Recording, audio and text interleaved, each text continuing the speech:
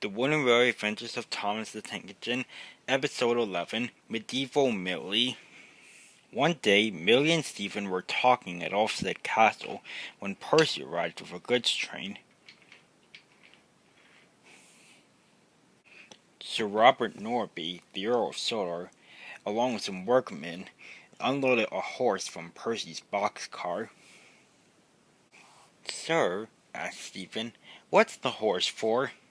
"Well," said the Earl, the Solar medieval festivities are coming up, and I'm going to need some horses for the celebration." "What does medieval mean?" asked Millie. The Earl had begun to walk away, but then he turned back to her. "Medieval means it happens during the time of the knights," he said. "There were lots of things happening. They would race on horses, they would sword fight, and they would have a joust competition." "What does joust mean?" asked Stephen. "Well," said the Earl, "joust means that knights would ride on horses and hold these poles, and they would charge at each other and try to knock each other off." "Wow," said Millie, "that sounds exciting." "Yes," said the Earl, "it's a new thing that we're having here at the medieval festival here at Offset Castle, and I'm hoping this year's festival can be a great success." And with that, the Earl walked away. Millie wanted to tell her friend Luke about this, so she raced off to the Blue Mountain Quarry. Luke was shunting at the Blue Mountain Quarry. He was taking a rest when Millie came racing in. "Hey Luke," said Millie, "have you heard about the medieval festival at Offset Castle?" "Yes," said Luke, "I've heard about it. Sir Tom had us letting me take some time off from the Blue Mountain Quarry to go there when it happens.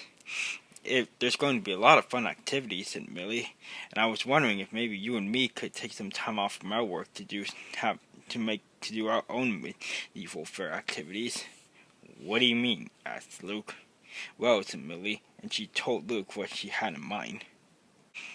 "I don't know, Millie," said Luke. "It sounds rather silly, and we can't just leave our work." "Come on, Luke," said Millie. "When was the last time you got to have some fun?" I really don't know," said Luke. "It's been a long time, that's for sure." "You know what, Millie? You're right. Let's take some time off from our work and have some fun." And Millie rushed away, and Luke followed behind. "So what's first?" asked Luke when he and Millie arrived at the wharf. "Well," said Millie, "the first thing the knights do is pretty much just race around on their horses. We don't have horses, but that doesn't matter. We can just race down the track and have the time of our lives." "All right," said Luke, and Millie and Luke raced down the hill as fast as they could go. Mike and Bear were talking at the turntable when Luke and Millie raced past. "Was that Luke and Millie?" asked Bear. "I believe so," said Mike. "Why were they going so fast?" asked Bear. "Who knows?" said Mike. "Low engines are always being cheeky and wanting to have fun. So, well, it's nothing new, really." "Yeah, you're probably right," said Bear. "I just wish I knew why they were doing it, though." And with that, Mike and Bear went back to their conversation. Duncan was leaving the siding by the coal hopper when Millie raced by. Duncan had stopped so hard he leaned to the side. He then leaned to the other side and suddenly fell off the track. But Millie was already gone, and Luke didn't notice as he raced by. Duncan was cross, but there was nothing he could do because he wasn't on the track. After that, Luke and Millie decided they wanted to have their own joust competition. They each found a cargo car, and they pushed them onto a high bridge that went along the main line on the standard gauge track. "This is so silly," said Luke, "but who cares? It's about time we had some fun. Wouldn't you agree, Millie?" "Oh, yes," said Millie. "I can't wait to try this out." Luke and Millie got themselves ready, and then they charged towards each other. Their cargo cars smashed together, and Millie's cargo car fell off the track and landed on the line below. "Oh dear," said Millie, "I didn't want that to happen. We must go fit the breakdown train and fix that immediately." Don't worry, Millie, said Luke. We have plenty of time. There's a very low chance of an engine coming down the main line right now and striking that cargo car, so there's nothing to worry about. Just then, Duck came around the bend with the slip coaches and he hit the cargo car hard. The cargo car flew up the hill, and the cargo car was thrown all the way to Boulder Mountain, and it crashed into the mountain hard. Boulder rolled down the mountain, and he crashed into a water tower, and the water tower fell onto the tracks, spilling water everywhere. Well, now there's a very low chance that we're not going to get into trouble, said Luke. What is this? Said Duck crossly. Luke, Millie, did you two cause this?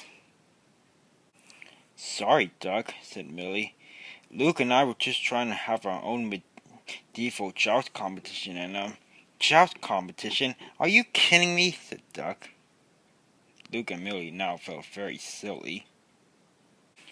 So Tom Hatt and Robert Norby had been inside one of Duck's slip coaches. They climbed up the hill so Millie and Luke could hear them better. Luke and Millie, says Tom Hatt, you two have caused confusion and delay.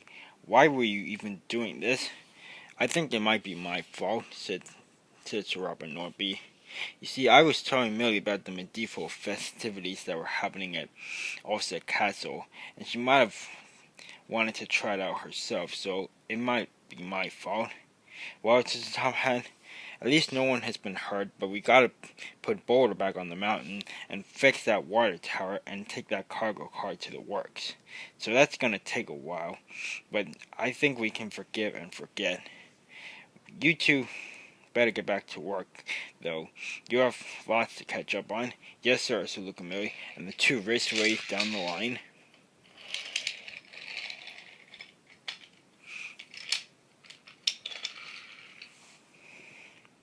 And from that day forward, Luke and Millie have promised to never do anything silly ever again.